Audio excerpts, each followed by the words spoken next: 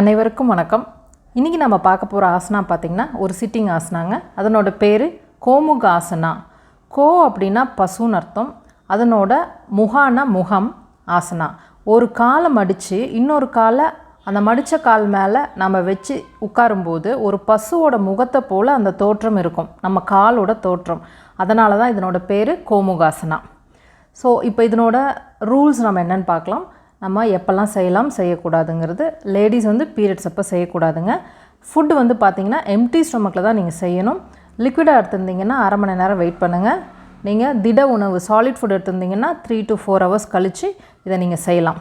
யாரெல்லாம் செய்யக்கூடாதுன்னு பார்த்திங்கன்னா ஆர்த்ரைட்டிஸ் ப்ராப்ளம் இருக்கவங்க, எலும்பு மூட்டு வலி இருக்கவங்க இதை அவாய்ட் பண்ணிக்கிறது நல்லது. அதே மாதிரி கழுத்து வலி இருக்கவங்களும் இதை அவாய்ட் பண்ணலாம். வலி சரியானதுக்கப்புறம் நீங்கள் இதை ட்ரை பண்ணலாம். கால்கள் ரெண்டையும் நீட்டி முதுகை நேராக வச்சு தண்டாசனத்தில் ஃபஸ்ட்டு உட்காந்துடணும். உங்களோட ரைட் லெக்கை ஃபஸ்ட்டு மடித்து லெஃப்ட் தை கீழே வச்சுக்கோங்க. அதுக்கு மேலே லெஃப்ட் லெக்கை மடித்து வச்சு உட்காருங்க. 2 கால்களும் பின்னோக்கி ஃபேஸ் பண்ணியிருக்கணும். இப்போ உங்களோட ரைட் ஹேண்டை மேலே எடுத்துகிட்டு போகணும். லெஃப்ட் ஹேண்டை கீழே கொண்டு போய் பின்னாடி 2ஐயும் லாக் பண்ணிக்கணும். இந்த மாதிரி இப்போது மூச்சு மேலே இழுத்துக்கிட்டே கைகள் கொண்டு போய் லாக் பண்ணணும். அதுக்கப்புறம் உட்காரும்போது நார்மல் ப்ரீத்தில் இருக்கணும். ஒரு 30 seconds 1 minute வரைக்கும் இதை நீங்கள் மெயின்டைன் பண்ணலாம். 3 to 4 times இந்த ஆசனாவை நீங்கள் ரிப்பீட் பண்ணலாம். இப்போது மூச்சை வெளியே விட்டுக்கிட்டே கைகள் ரிலீஸ் பண்ணிக்கோங்க. இப்போது அடுத்த கால் லெஃப்ட் லெக் உள்ளே மடித்து வைக்கிறீங்க. அதுக்கு மேலே ரைட் லெக். இப்போ உங்கள் லெஃப்ட் ஹேண்ட் மேலே, ரைட் ஹேண்ட் கீழே. உங்களோட கை உங்கள் ஷோல்டரை எங்கேயுமே ப்ரெஸ் பண்ணக்கூடாது. ரிலாக்ஸ்டாக நீங்கள் இதை செய்யணும். கை கோர்க்க முடியல, பின்னாடி உங்களோட ட்ரெஸ்ஸை நீங்கள் ஹோல்ட் பண்ணிக்கலாம். நேராக உட்காருங்க. கை எடுக்கும்போது மூச்சை வெளியே விட்டுக்கிட்டே ரிலாக்ஸ் பண்ணிக்கலாம்.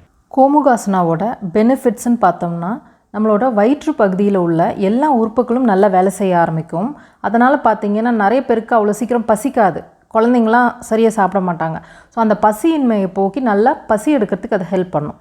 அப்புறமா பார்த்திங்கன்னா காலில் மித்த இடத்துலையும் பார்த்திங்கன்னா நம்மளுக்கு மசில்ஸில் கிராம்ப்ஸ், அதாவது பிடிப்புகள் உண்டாகும். அது காலில் அடிக்கடி நம்மளுக்கு நிறைய பேருக்கு அது ஒரு ப்ராப்ளமாக இருக்குது. ஸோ அந்த கிராம்ப்ஸ் வராமல் தடுக்கிறதுக்கும் அந்த காலோட மசில்ஸோட ஃப்ளெக்சிபிலிட்டியும் இந்த ஆசனா இன்க்ரீஸ் பண்ணுதுங்க.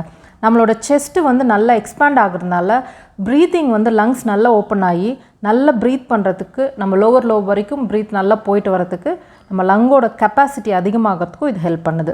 ஷோல்டர் ஜாயிண்ட் பெயின் க்யூர் ஆகிறதுக்கு இது ரொம்பவே ஹெல்ப் பண்ணுது. அது மட்டும் இல்லைங்க, நான் நிறைய பேர் இன்றைக்கி சின்ன குழந்தைங்களே கூன் முதுகோடு தான் இருக்காங்க. ஏன்னா புக்ஸு, வெயிட்டு, உட்கார பொசிஷன் இதெல்லாம் சரியில்லாதனால முதுகு சீக்கிரமாக கூன் முதுகாயிடுது. அது சரி பண்ணுறதுக்கு இந்த ஆசனா ரெகுலராக செஞ்சால் முதுகு ஸ்ட்ரைட்டாக அதனோட கரெக்ட் பொசிஷனுக்கு வந்துடும். அது மட்டும் இல்லாமல் மூட்டு வலி வராமல் தடுக்கிறதுக்கு இந்த ஆசனா ரொம்ப ஹெல்ப் பண்ணுது. அப்புறம் பைல்ஸ் இருக்கவங்களுக்கு இது ரொம்பவே ஹெல்ப் பண்ணுதுங்க. சரியாகிறதுக்கு இது ரொம்ப உதவுது. நம்மளோட கணையம், பேன்க்ரியாஸ் நல்ல வேலை செய்யுது. அதனால் பார்த்திங்கன்னா டயபெட்டிக் பீப்புளுக்கு இது ரொம்பவே ஹெல்ப்ஃபுல்லான ஆசனாவாக இருக்குது. கடைசியாக பார்த்திங்கன்னா நம்மளோட மனம் ப்ளஸ் உடல் ரெண்டுமே ரொம்ப அமைதியாக இருக்கிறதுக்கு இந்த ஆசனா ஹெல்ப் பண்ணுது. நிறைய செல்ஃப் கான்ஃபிடென்ஸ் அதிகமாகிறதுக்கு இந்த ஆசனா ரொம்பவே யூஸ்ஃபுல்லாக இருக்குது.